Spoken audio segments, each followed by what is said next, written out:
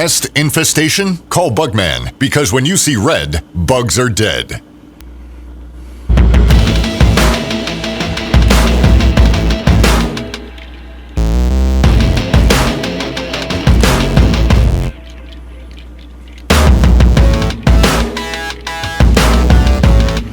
All right, let's get into the Big Ten. If you've been listening, we've been breaking down the conferences. We're going to be we're breaking down the Big Ten today. So just like all the other conferences, what do we know? What do we know about the Big Ten? So we know that they have won the national championship the last 2 years. Back-to-back, Michigan won it 2 years ago. Ohio State won last year. We also know that they spent $20 million, both of those teams, on the championship. And with the craziness that just came out this week with Michigan and what they did, it's crazy. I'm sure the Ohio State fans are not happy about that. But 13 teams in the Big Ten, which is this is another rant. I'll get on real quick. There's 18 teams in the Big Ten. 13 of those 18 are replacing at least one coordinator. Only 5 of them are replacing both. However, Ohio State, Washington, and Nebraska, that's 3 big names, right? They're replacing both coordinators. So that's interesting. We'll get into it. We'll just get right into it. 18th is Purdue. Purdue, they're not going to be very good this year. They got a new head coach, Odom, that came from UNLV. They have 43 transfer signings because everybody left. 43. Think about that. That's half your team because you probably got about 100 players on a team. So I think it's going to be a long year if you're a Purdue fan. Win total comes in at 2.5. I'll take over. I'll take over because it's 3. And Odom, I like Odom. I'm not putting a lot of money on that, but I would take the over there on the 2.5. 17, I got Maryland.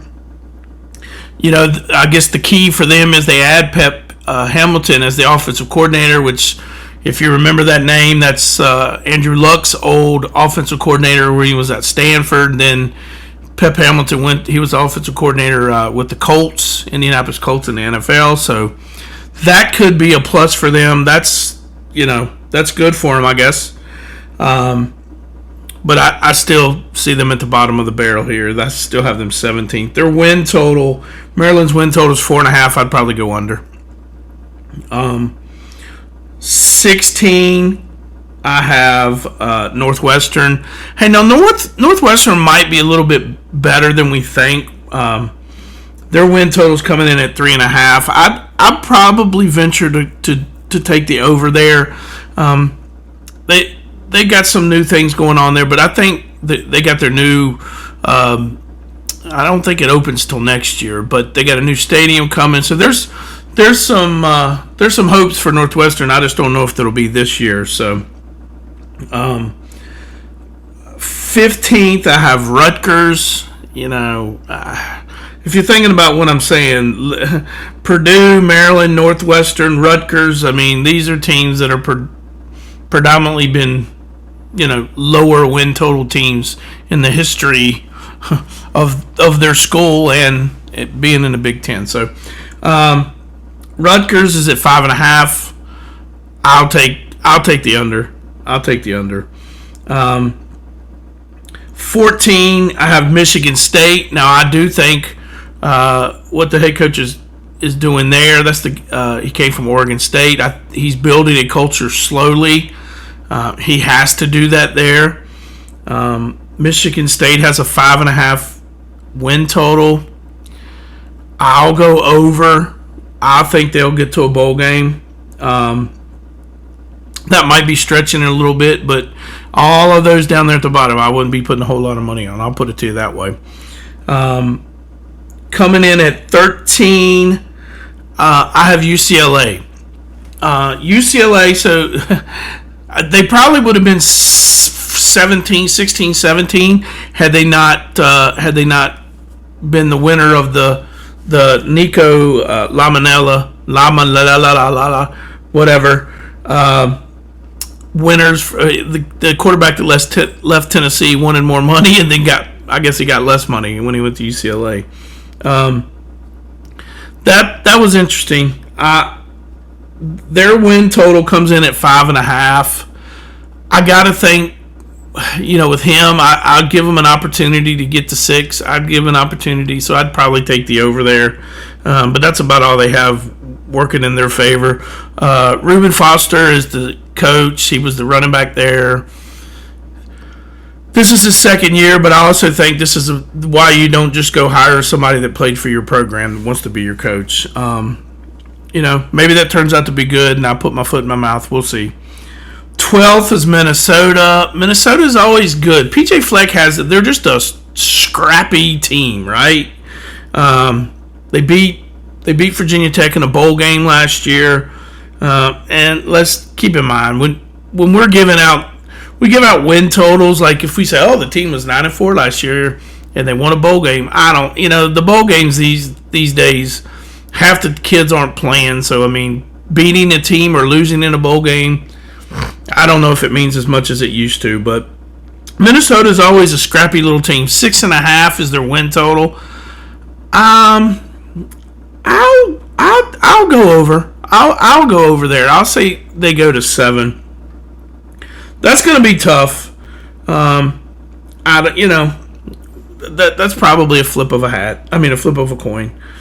11th, Wisconsin. They have, for those Virginia Tech Hokies that are listening, they have Jeff Grimes, their old offensive line coach. He is now their offensive coordinator. They have Alabama on the schedule. Their win total is 5.5. Luke Fickell, he's on the hot seat, 5.5. So I'll take the over there. I think they'll get the 6, but I don't know that they'll get much more. 10, Washington. Their offensive coordinator, they hired Luke Heward, who used to play at Washington. It's it's a tough place to play. He also from Arizona, head coach from Arizona. He's building a culture there. I think they'll be a little bit better. They're 6.5. I'll take the over on them too.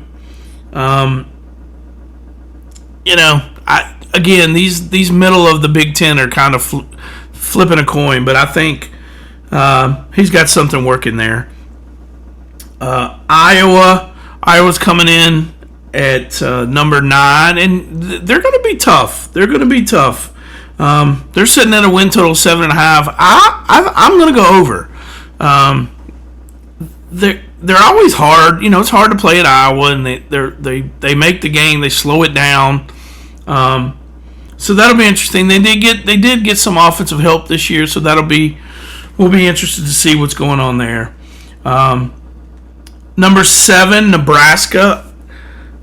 Win total 7.5. Run. I say run to hit the over on that. That's my opinion. I think Dylan Raiola is going to take a step forward. Dana Holgorsen is now his offensive coordinator. Matt Rhule this is his 4th year at Nebraska, and I think if he comes short, hot seat's going to get hotter for him. So number 6, I have Indiana, or that's how we're looking at it. Their offensive coordinator went to UCLA. They got a new coordinator. They got a new quarterback. That scares me. Their win total's 8.5. I'll go under. I would say 7 or 8 is what they're looking at because they do play some of the top teams up there in the top. Michigan, I have it 5. 8.5 win total. I think this is a tough one. They've got a freshman quarterback. And one thing I will say, they go to Oklahoma, to Nebraska, and they've got another, or maybe it's to Indiana. Yeah, their first 6 games of the year with a young quarterback. So that's scary. You lose 2 of them. You lose to you lose to Ohio State, that puts you at 9. So there's no room for error if that happens. So Michigan at 8.5, I'll take under. I'll take them at 8-4. Number 4, Illinois, win total of 7.5. 16 starters return. That's a lot. Good quarterback. Quarterback play coming back. Altmaier, running back, offensive line are all good. They got to find a wide receiver. They go to Duke and to Indiana, week 2 and week 4. If they pull both of those off, they'll be pretty highly ranked, in my opinion, going into the rest of the year. 16 starters is a lot. I mean, they went 9-3 last year, so they're not losing a whole lot, and the schedule doesn't get really that much harder. So I will take Illinois and run just like I did with Nebraska to the over there. Number 3, I'm taking these 3, and this is what I said earlier. If anybody listened to the top 25 version that we did, the Big Ten is very heavy-handed. There's 3 or 4 teams, and then there's like 6 teams that you don't know what to do with. I got Ohio State 3rd here. They might not finish 3rd. Excuse me. They're replacing, offensive coordinator. So Brian Hartline, the wide receivers coach, is now going to be the offensive coordinator. I don't think that's a bad move. Losing Knowles to Penn State defensive coordinator, I think that hurts, even though they get Matt Patricia.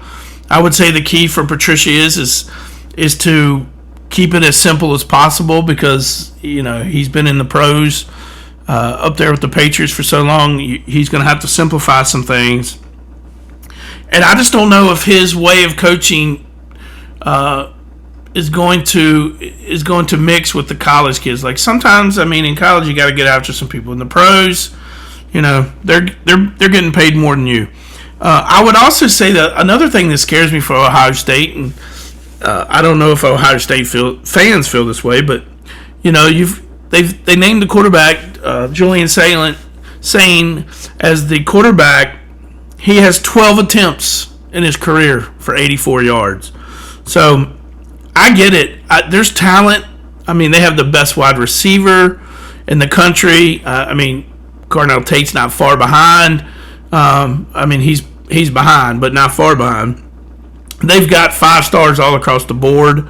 They'll be fine. I just think you got a quarterback that hasn't thrown but 12 attempts in his career with a new offensive coordinator, and you're replacing a defensive coordinator, and your defensive line took a hit. So that's why they're 3. That's why they're 3 on my list. 2, I have Oregon.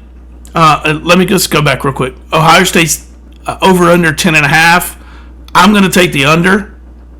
That means they can still lose 2 games, be 10-2. That would get them in the college football playoff. Number 2, Oregon, also 10.5. Quarterback Dante Moore, for those of you that will remember, he was the UCLA coach 2 years ago, threw for like 1,500 yards. Then he transferred to Oregon to sit behind Dylan Gabriel. They got the running back Hughes from Tulane.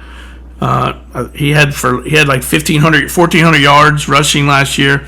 They're young. They're going to be young in some spots. They lost Evan Stewart to an injury in spring, the wide receivers. They were expecting to have a big breakout. But overall, they've got talent. And I just have them number 2 because I think Dante Moore is going to... In my opinion, when Dante Moore came out during that class, he was the best quarterback with that class. So that's my opinion. You can do with it what you want, but I just think Oregon going in is a notch ahead of Ohio State just because of that quarterback play. And number 1, I think probably a lot of people have Penn State 1 there. They have 2,000-yard rushers returning. The same thing as we were just talking about Ohio State. I would say the same thing with Penn State. Is Drew Aller is back, but he had 5 games under 150 yards passing last year, and 8 under 200. In 11 games, he only had 25 attempts or less. He had 25 attempts or less in 11 games. You can do that for a while, and I guess you can do that in the Big Ten because there's not a whole lot of passing. But that would be a red flag to me that he had 5 games under 150 yards passing, 8 games under 200 yards passing, and 11 games last year, he had 25 or less attempts throwing the ball. Sometimes somebody's going to stop the run. You're going to have to throw the ball. So that's why I have a little bit of a red flag with Penn State there. Although, I mean, they're loaded. They're loaded offensively, defensively. And they're taking a step up on the defensive coordinator with getting Knowles from Ohio State. So that is my breakdown on the Big Ten. I have Penn State 1, Oregon 2, Ohio State 3. It may end that way. It may not. A lot of mine is just based upon experience and inexperience. So, we'll see how it shakes out at the end. There are some good games up front for the Big Ten. Ohio State and Texas play.